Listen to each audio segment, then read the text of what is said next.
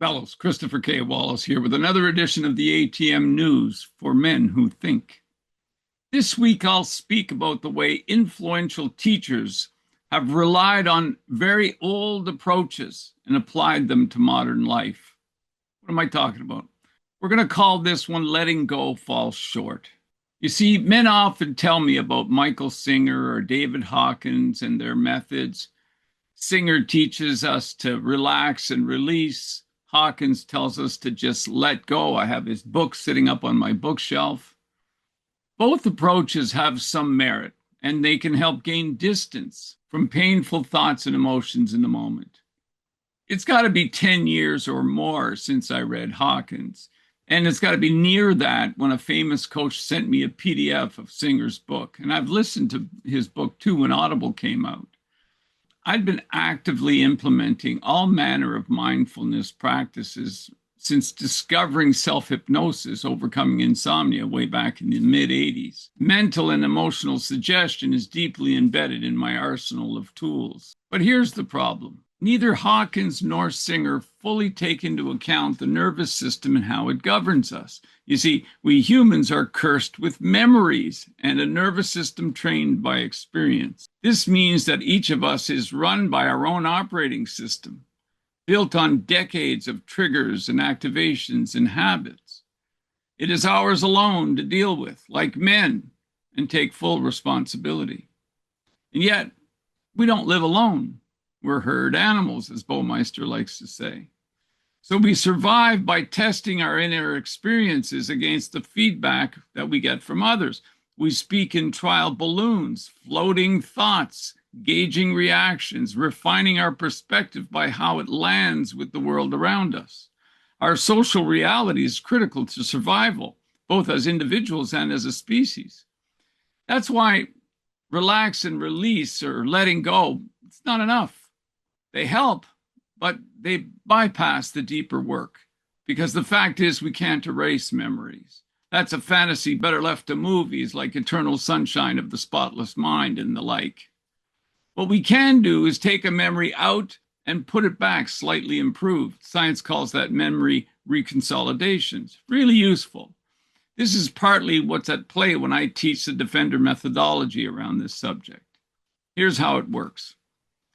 So let's say something happens in your life or a relationship and you realize, fuck, it really pisses you off and it sets you off emotionally. So you track the emotional trigger. You say, hey, I'm triggered, and then the key word is I am triggered. You got to own it. You realize that since there's no immediate threat to the body and no visible danger around you, it means the friction's internal. You remember how the nervous system runs the show and consciousness comes along for the ride. You realize that if you feel something today, you've probably felt it before. So you body trace it. You map out how it feels in the body, where you experience it physiologically. And once you do that, you ask, well, when else have I felt this way? Possibly following back those experiences to the very first time that showed up. Then comes the key. You retrieve and review the circumstances where that memory and nervous system activation was installed in your body-mind. This may mean that you meet your younger self. He's going to have a story to tell you. You introduce yourself. You show some compassion. You even brag about your capability as a defender to establish trust and authority. You listen.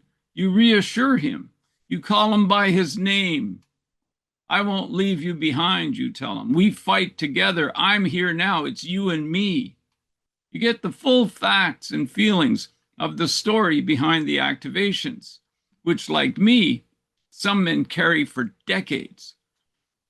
Only once you've fully understood the circumstances, then you ask yourself or your younger self, what message was I telling myself? What did I have to believe to make these facts and feelings true at that time? From this, you'll define clearly the thoughts and beliefs running silently in the background while you're activated.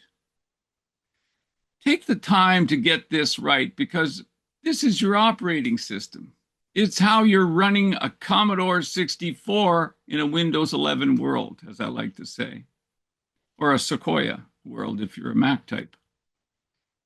Later, once you know the old way of proceeding in full and how it's still being applied to today, you can suggest an upgrade to his or our operating system with your younger self.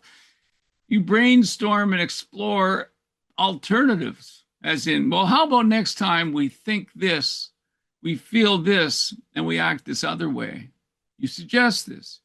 And then both of you, you begin to be excited about the possibilities.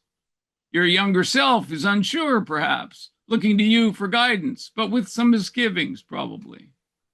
Forthwith, you yourself, or you both together, are watching for the old triggers to manifest themselves once more. Only now, you have a plan. When it comes around, often in response to an interaction with another person, you seize the moment and you overwrite the old programming in the face of your trigger with new thoughts, new feelings, new behaviors. That's what you do. If you want to change how you feel, change what you do and how you think, especially what you do. Don't expect perfection at first. You're breaking a pattern. You do this once, you might feel some relief. You might not feel any, but you will feel a surging sense of agency, even if it's weak at first. Watch for it. Do this a few times, you'll see change. Do this as often as is needed, you'll have updated your operating system. You will now meet your old trigger with a new approach that you can live with. Instead of running on that Commodore 64 programming, often from childhood, you're updating to Windows 11 or Sequoia in beliefs and behaviors. As a man, the old triggers run out of steam because you're no longer supporting them with attention. They're extinguished, and in time, they'll fade. And here's the bonus part. I haven't even mentioned this. You can always do it again. You can update some more. You can refine and update as much as you like. That's the beauty of it. It's mind-blowing when you consider how long some of us carry the pain of our inefficient and ineffective programming. Singer says relax and release. Hawkins says let go. Both are useful, but they stop short. Always be a powerful defender of life, I say. The defender method goes further. It rewrites the nervous system, making you a steward of your past and a defender of your future. This is a key aspect to what I teach in the Taming Shame course. And FYI, I just finished a short course, under an hour, 4 lessons, plus an intro and a conclusion, that come right into your inbox. Use the link in the comments or the description and you can sign up for it. It's my gift to you. Take the Quadrant course for free.